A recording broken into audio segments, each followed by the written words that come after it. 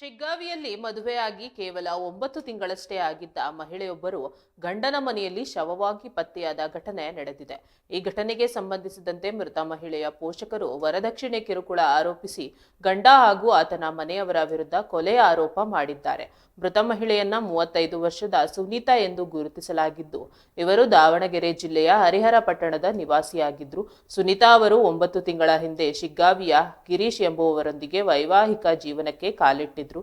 ದುರದೃಷ್ಟವಶಾತ್ ಬೆಳಗಿನ ಜಾವ ಸುನೀತಾ ಅವರು ಗಂಡನ ಮನೆಯಲ್ಲಿ ಶವವಾಗಿ ಪತ್ತೆಯಾಗಿದ್ದಾರೆ. ಈ ವೇಳೆ ಸುನೀತಾ ಅವರು 2 ತಿಂಗಳ ಗರ್ಭಿಣಿಯಾಗಿದ್ರು ಎಂದು ತಿಳಿದು ಬಂದಿತ್ತು. ಸುನೀತಾ ಅವರ ಸಾವಿನ ನಂತರ ಅವರ ಕುಟುಂಬಸ್ಥರು ಗಂಭೀರ ಆರೋಪಗಳನ್ನ ಮಾಡಿದ್ದಾರೆ. ವರದಕ್ಷಿಣೆಗಾಗಿ ಗಂಡ ಮತ್ತು ಆತನ ಮನೆಯವರು ಸುನೀತಾ ಅವರಿಗೆ ದೌರ್ಜನ್ಯ ಎಸಗುತ್ತಿದ್ದರು ಎಂದು ಆರೋಪಿಸಿದ್ದಾರೆ.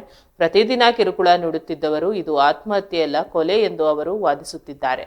ಮೃತ ಸುನೀತಾ ಅವರ ಪೋಷಕರು ಆರೋಪಿಗಳನ್ನ ಕೂಡಲೇ ಬಂಧಿಸಬೇಕೆಂದು ಆಗ್ರಹಿಸಿ ಶಿಗ್ಗಾವಿ ಪೊಲೀಸ್ ಠಾಣೆ ಎದುರು ಪ್ರತಿಭಟನೆ ನಡೆಸಿದ್ರು. ನ್ಯಾಯ ಸಿಗುವವರೆಗೂ ನಾವು ಹೋರಾಟ ನಡೆಸುತ್ತೇವೆ ಎಂದು ಘೋಷಿಸಿದ್ದಾರೆ. ಘಟನೆಯ ತೀವ್ರತೆಯನ್ನ ಪರಿಗಣಿಸಿ ಪೊಲೀಸರು ತನಿಖೆಯನ್ನ ಪ್ರಾರಂಭಿಸಿದ್ದಾರೆ ಮತ್ತು ಶೀಘ್ರದಲ್ಲೇ ಸತ್ಯಾಸತ್ಯತೆಯನ್ನ ಹೊರಬರಲಿದೆ ಎಂದು ನಿರೀಕ್ಷಿಸಲಾಗಿದೆ.